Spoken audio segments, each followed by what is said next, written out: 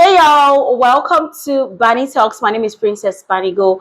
So guys, today we're talking about reactions, okay, from people now that Trump is in power. If you've not seen a video I made a video concerning some women who said they are decentering men entirely and following up with the Fugabi movement. Feel free to check that video right in my description, or I'm going to link it up here so you guys can check it out. Right now, people have come out to react in different way concerning Trump's being elected into power as the next president of the United States of America. I, as an individual, I'm not going to say I like Trump, but there are some of his policies that I kind of agree with, okay? That there are certain things that, children should be left out of. Children should be allowed to be children, and then when those children are grown to certain age, then they can take certain decisions over their life. At that time, when the kids are grown or when the children are grown, you know that they are not babies anymore. They are grown, they are wise, and they can decide on what they want to do with their lives. But saying certain things to children, trying to convince them, make them feel like, oh, this is how it ought to be. I mean, so that is one of the things that I like Trump's, policies and his administration for. But also, Trump has said that, a lot of illegal immigrants are going to get deported. And to be frank with you, I mean, you can't tell the president of a country not to do that. Why are you going into any country illegally in the first place? So if you're there illegal, do yourself the best way to come back before they come and put you out of the country. And then there are other policies that I really don't know about because I have not dug further, okay? But these are two of his policies that I'm indifferent about, Anyway, people have reactions and more. I am here with it, man. There were some people that were just crying, breaking down. There were some who were rejoicing. I am here with all of these reactions for you guys. Let's go watch and I will be back.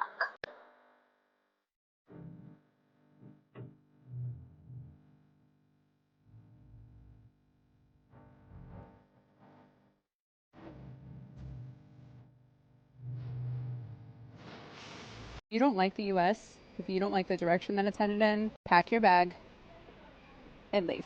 It's the morning after the US election. I'm in the airport, as you can see, and this is your sign. You can just leave. I did it 2 years ago. I live in the UK now, and there's so many options. I hear a lot of people saying, like, oh, I can't leave the US. I'm a broke college student. First of all, it's so easy to get a student visa in other countries, and you'll probably pay the same, if not less, to get a higher education. If you want to get a job abroad, I would ask ChatGPT to help you find something that aligns with what you're looking for, because there are so many great countries out there. I do highly recommend an English-speaking country. I think part of the reason moving to the UK has been so easy for me is because they obviously speak English. Just something to consider. But anyway, if I can do it, you can do it. Like, literally, get on a plane. You'll never look back. And if you're worried about your friends and family, it's so easy to go see them. The world is actually really small. You don't realize that in America. It is. So just leave. Like, literally, your life is not over. Promise. Black women, I'm so excited about last night's election results. If you like me, you've already done your crime. That's why I look like this today. But let me get to the good news and why this to shout. Because y'all, for the next 4 years, we get to rest. That's right. I'm going to tell y'all a quick story about the mass deportation that happened here in Nebraska. Then we're going to move on and get to the money. We always get to the money. So his first term, y'all, he did the mass deportations in my state. And y'all know we have more cows than we have people. And so while kids were in school, because they work the meat processing plants here, the soybeans, the corn, all the ag, because we're ag state. So while the kids were in school, he came and snatched them, y'all. In our state, y'all, we have the big Greyhound light buses. And they shipped them out of here. Now listen, I ain't laughing at them. I'm laughing with them, right? Because it's funny. And anyway, so I got death threats for helping. But guess what? Not again. Sitting it out. So now let's get to the money. So y'all know this qualified immunity is coming. But let me tell y'all, black women, why that's exciting. So there's this company. I don't give out investment advice. I'm just telling y'all what I invested in. So there's this company, AXON, it's publicly traded, and they provide most in the U.S. police departments. Their body cameras, their tasers. They even have an AI arm of their company, where even everything was on the camera, they translated in real time to do a police report. Yeah, let me say this, y'all. It's a well-managed company. It's a very profitable company, and they stocks keep going up. So I ain't saying invest. I'm gonna just say that's where I'm hedging my bets, because it started next year, and we know what's happening with qualified immunity, y'all. But we sitting there, we ain't marching, we ain't showing up, we ain't doing nothing. I said 4 years of relaxation. Now I'm gonna get serious with y'all, because we done laughing at the dummies over here, right? Today, and I'm not playing with y'all. You go start you a business. And I don't care what kind of business it is. Don't you let 5 p.m., don't you let 12 a.m. catch y'all. And you ain't started your LLC. Because not only are we going to support each other, but even my license plate say capitalism. I'm going to tell you why. Because that's the foundation that this country was built on. Slavery, anyone? But what we're not going to do, if we don't have a seat at the table, then you what they eat at the table. And so, y'all, we ain't going to be on the menu. You go start you a business, and then we're going to just start shadowing moves. Now, just full disclosure, my household did actually really well under his first term, right? Because we're entrepreneurs. Y'all listen, go start you a business, and we're gonna support each other, and we're gonna make the money, and we're gonna chill for the next 4 years. I bet not see y'all out. I bet not see y'all post nothing about, like people in cages, no matter how small they are. That black women, that is not y'all business. Now listen, it's 9:21. I'm gonna get to my champagne. If I drop another tear or two, that ain't y'all business. But after this, y'all, after today, we boss up. See y'all on the other side of 4 years. Very well rested, sisters.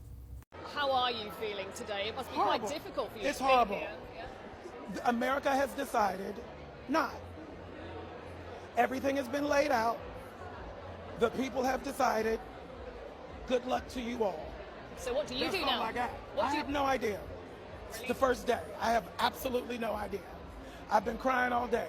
So I'm here. I have a face on. We're going to soldier on. I have no idea. I think at this point in time, I really try to keep my focus on positive things being done, to talk about all of the wonderful innovations that our finalists are coming up with tonight. I think, of course, you have to realise that politics is always going to come into play when you're talking about the environment, always. And I would say to weigh in on that would just be at any point in time, whenever you can, it's always best to vote with the planet in mind. And it's important that we all keep working together and try and make steps in the right direction. That's all we can do. I think it's really important for us to keep the focus and the conversation on what the topic is. It's so easy to get distracted by so many other things, but what we're doing today is incredible. Yeah, no, it's hard, especially, in the context about the climate, but, we want to stay positive, and today I want to just think about these amazing people and what they do. They get up every day thinking and wrecking their brain on how they can solve all these different problems. Oh, and another thing. Me and you will never be friends if you're voting for Donald Trump. Me and you will never remain friends if you're voting for Donald Trump. It's not a political difference. This is not the 2012, 2004 elections where we just disagree on how the economy should be ran. This is my life. If you are willing to vote for someone who gets to determine whether I live or die, if I have complications when I have a child, you will never sit in the presence of me. I had to cut off one of my closest friends because of this election. It is that deep. Anybody can go. I don't care who you think you are. Donald Trump won. And this is what America wanted. They wanted someone they believed to be a strong man. They wanted someone they believe was better on the economy. Whether any of those things are true or not, and much of it's not, this is what America wanted. This is what people voted for. Most of America voted for MAGAism. They voted for the sexism. They voted for the racism. They voted for the convicted criminal. They voted for someone who wants to get rid of health care. They voted for someone who wants to get rid of the Department of Education. But those are all true, but that's what he wanted, and that's what they wanted. So look, this is where we are. America is honestly MAGA country now, and people have to get used to it. Doesn't mean that they can't fight against it. Doesn't mean that it's over. 4 more years in the White House, but that's not the end of the world. Let's hope so. I'm sorry, but did you guys actually think that a working family was going to put your sexuality over their grocery prices?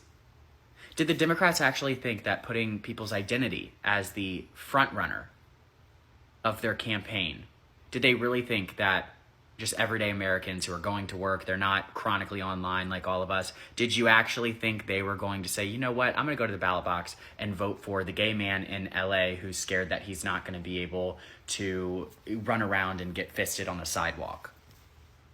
You actually thought they were going to do that? Being overly worried about social issues is a privilege. It's a privilege. If your vote is entirely based on social culture war issues, you are a privileged person. Because the person who can't afford to eat is not giving a flying about whether or not your kid can be put on puberty blockers. Now, I am a classical liberal, okay? I lean right now because everything's shifted so much, but I'm a classical liberal. All I would want is for the Democratic Party to come back to reality, to stop being so elitist and hating on half the country because, oh, they're not college educated, therefore their struggles don't matter, and therefore they can't ever have a good idea. I'm automatically smarter than them, which means everything I say is true, so I shouldn't listen to them. Anything they say is wrong because they're not college educated. Until liberals get off of their moral high horse and stop using politics to stroke their moral superiority complex, they will continue to lose elections. Now, if the Democratic Party were to come back from that, hi, I'm a voter in the middle. Yeah, you don't listen to me because you claim that I'm far right. I would vote for you if you guys were to actually listen. It really is that simple. So Kamala Harris lost and Donald Trump won. This was really predictable. I actually don't want to hear anybody talk about third-party voters because it's exceedingly clear that is not what lost the Democrats this election. It's really just about the fundamentals of how you win an election, and for the third time in a row, Democrats have ignored that and decided to prioritize hallucinating voters that do not exist. They dumped $1 billion into ads targeted at moderate Republicans, telling them, oh, don't worry, it'll just be our little secret if you vote for Kamala Harris. See, Liz Cheney is out here campaigning with Kamala Harris. Doesn't that make you want to switch sides? Turns out, no, it didn't. They got the exact same levels of Republican votes as they did last time. Not a single person saw any of that and decided that was a convincing message. Not one. We were told by every single DNC operative who was getting paid millions of dollars to doodle on their laptops for 2 years that if you just run to the right on every single issue, you will win with voters in the suburbs. It's the Chuck Schumer strategy. New York Democrats capitulated to the right at every opportunity, and the electorate became more conservative because between a conservative and a conservative, people are either going to vote Republican or stay home. And then they decided, let's take that strategy national. And then the electorate became more conservative. Democrats spent this campaign season telling their base to go fuck themselves, that they were not going to give an inch of policy that would actually improve their lives to reliable Democratic voters. Republicans spent this campaign season leaning hard into their base, telling them they're going to give them every single item on their wish list. The Republican base turned out, Democratic base stayed home. Chuck Schumer said, for every vote we lose in the cities, we're going to gain one in the suburbs. The suburbs don't vote for you when you run like a Republican. All you're doing is losing votes in the cities. Any moron on the street could have told you this. They frontlined Liz Cheney and ran on creating a lethal military after a year of some of the most intense anti-war protests on every single college campus. And then Kamala Harris goes and loses almost every college town in Michigan. How the fuck does that happen? Her economic platform was basically entirely aimed at small business owners, and she was palling around with Mark Cuban all of last week instead of Bernie Sanders, one of the most consistently popular politicians in this fucking country, who was relegated to the C tier, or any of the union leaders that were backing you before you went into this election. So surprise, surprise, she does better with the upper middle class and the wealthy, but then she drops horribly with the poor and the lower middle class. How does that happen? It's not just a more conservative electorate, or that she's black, or that she's a woman, although those are certainly factors. It's that Republicans promised people things. They said, we're gonna give you change. We all know that it's change for the worse, but they said, we're gonna give you change. Democrats didn't promise shit. They said, we're advocating for the status quo, and fuck you if you don't like the status quo. That's what you're fucking getting, okay? And then the blue wall got its back blown out. Lost every single swing state. It's not rocket science. All of the signs were there super early. Democrats ignored all of them because they would legitimately rather hand this country on a silver platter to fascists than they would give even a crumb of material benefits to the working class. Welcome to the Weimar Republic. Hashtag democracy is over. We can't do socialism, so we're handing you some barbarism. Enjoy! I feel like if you're still voting for Kamala at this point, or if you have voted for Kamala, you lack intuitive abilities. Not only is it unintelligent, and I'm really sorry, that offended people, but it is. It's unintelligent to think that she's a good option. Not only is it unintelligent, but you lack intuitive abilities. Because you can't tell me that you can genuinely listen to her and Walz and get a good feeling from either of them. Every time I hear them speak, every time I see them or hear them speak, they irritate my soul and my spirit on such a deep fucking level because of how fake and inauthentic they are. Especially that Walz guy, there's something majorly off about him. He looks paranoid as fuck all the time. Like, I don't know how people aren't picking up on that. You can't look at a photo of someone and pick up on their energy and, like, feel them, like, feel their character and their intentions. Kamala Harris did not lose this election because she's a woman or because she's a woman of color. And I'm seeing a lot of Democrats place the blame on her identity rather than actually taking accountability for the failure of a campaign that they ran. Democrats all across the country base their campaign on not being Trump, on abortion and identity politics. And unfortunately for them, that's not enough to persuade people to vote for you when they can't afford their groceries. And I'm not saying Republicans ran a great campaign. I'm truly somebody who's in the middle. I'm a moderate. I'm looking at both objectively. But I think the writing was on the wall with Kamala's campaign when she wasn't able to distance herself enough from the Biden administration. People made her be the face for the life that they're living now, which they are not happy with. If Democrats refuse to learn from this election, they will continue to lose to Republicans because Republicans have become the party of the working class. The Democrats purposely kept Kamala back at the beginning of this campaign. They were hesitant and took too long to release policy positions because they wanted you to project who you wanted Kamala Harris to be onto her and then go and vote for that. But when the economy is not in good shape, when immigration is a problem, that's not enough. Like it or not, when Americans look at Donald Trump, they know who he is. And when they look at Kamala Harris, they don't know who she is. So if the Democratic Party were smart, they would step away from identity politics and stop allowing their party to be ran by elitist ideologues and come back to a common sense messaging that resonates with the average working class voter. So with that breakdown being done, I do just want to say this. Whether or not you are somebody who is happy about the results from last night or sad about it, I highly encourage you to have a conversation today with somebody that you disagree with. Because the fear-mongering is done. The propaganda from campaigns is over. So now is the time to find out what the truth actually is and what it isn't. And we cannot find that unless we start to actually have conversations. It's been a wild ride this election season, but to be honest, I'm glad it's over. I love you all. If you voted for Donald Trump, I sincerely hope that today is a day of celebration for you. I hope that you are excited to see all of the change that this man is going to bring to our country.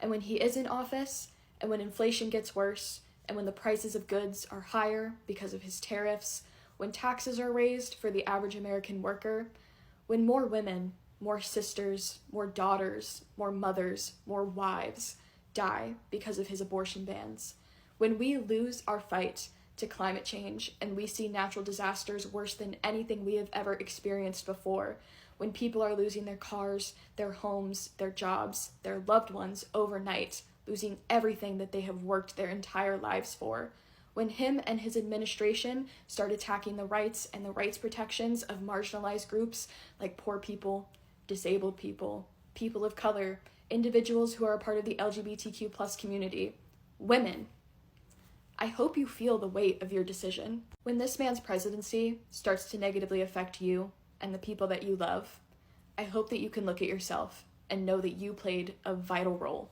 in making it happen. But how does Kamala have 66 million voters and Trump has 71 when in 2020 Trump had 74 million and Biden had 84 million voters? Where are her voters? That's a 15 million voter difference. Something is not adding up because this is an unprecedented amount of voter turnout. That's what they said. So how is there a 15 million voter difference? And people are like, oh, I don't want to seem crazy. We're allowed to question it. Did we forget this guy's past? No, because I want you to hear me when I say with my full fucking chest, if you voted for Donald Trump, I want you out of my life. Because at a base level, I don't care for friends. I don't care for family. Because if I'm going into a future where interracial marriage is even up for debate, I don't want you at my wedding. I don't want you there. If I travel out of state while on my period and my blood condition causes me to start hemorrhaging, and I happen to be in a state where women's health care is so strictly regulated that doctors feel like they can't interfere because any period-related bleeding could be a pregnancy and there's no interfering in that, and I bleed out and die because of the laws that are going to be left up to states' decisions, I don't want you at my funeral. If the Department of Education is defunded and my children can't go to school unless it's at a private institution that we cannot afford, and there's no way to get any assistance in affording this, I don't want you in my kids' lives. And that's just the beginning of it. So honestly, truly, if you voted for Trump, get out of my life. Are all of the people who are having breakdowns online just conveniently forgetting the fact that Trump was already president? And when he was president last time, there was a Republican majority in the House and the Senate. So if he were going to enact a national abortion ban, I think he would have done it then. If he were going to ban gay marriage, I think he would have done it then. We've had a conservative majority on the Supreme Court for several years now, and they've also done nothing about gay marriage. And I think there are really two types of people right now who are posting their breakdowns online. There are the people who are genuinely brainwashed and actually believe that their rights are in danger when that's not the case. And then there are the people who just enjoy the perpetual state of victimhood that they've enjoyed the past several years. Not only because it gives them a sort of social currency, but also because it gives them a great excuse to control other people's beliefs and behaviors. How dare you disagree with me? You're endangering my rights. Now that the people have spoken and Donald Trump has enjoyed this sweeping victory, I think it's time that we as a nation stop enabling these types of people. Trump winning is bad, but we haven't even gotten to the worst part yet. Did you guys look at that Senate race? See all that bread? What about that house? That house is looking pretty crimson right now. So not only do we have Trump as a president, we have a Republican Senate, we have a Republican House, and a Republican-leaning Supreme Court. Ain't that about a bitch? He gonna be able to do whatever the hell he wanna do. So I never really talk about politics on my page, obviously. I feel like there's just such nuance to everything, and I'm such the type of person where I can always try my best to see things from another perspective. I don't think people understand how much this directly impacts me. I'm so scared. I think of all the young trans kids. I think of all the LGBTQ people. I think of all my friends who are just women. And I know that this is it's gonna be fine, but it's so scary to think that there are people who just vote for that because they just don't care. They don't care about racism, they don't care about misogyny, they don't care about transphobia, they don't care about homophobia. How can you not care about that stuff? As a human being, what the fuck is wrong with you? Different than 2016. I had family members. I grew up from a very conservative family. I have very conservative friends, but all of them know this time around it is very different. It's so scary that people in my life can say I love you to my face and then go and vote for something that directly impacts me and directly affects me. I don't know if I'm going to be able to go to the doctor anymore. There are so many beliefs and there are so many nuances and reasons to support Trump and reasons to be Republican.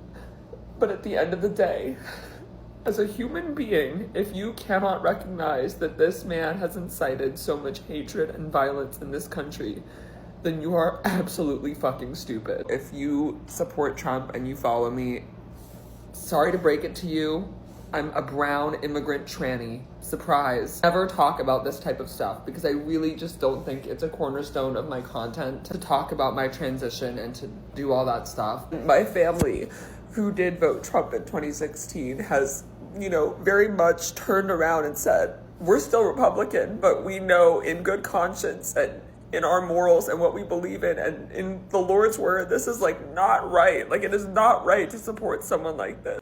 It's gonna be okay. We're all gonna be okay. I want you to know that I love you. I love all of you. All right, so I decided to just put the reactions in one place because there were lots of white people, black people, mixed reactions. Those that were for Kamala and those that were for Trump, you know, those that were sad that Kamala did not win. As a matter of fact, there were talks that Kamala even, you know, ignored her people when she did not get in. How true that is, I wouldn't know, but these are the hearsays that I heard on social media.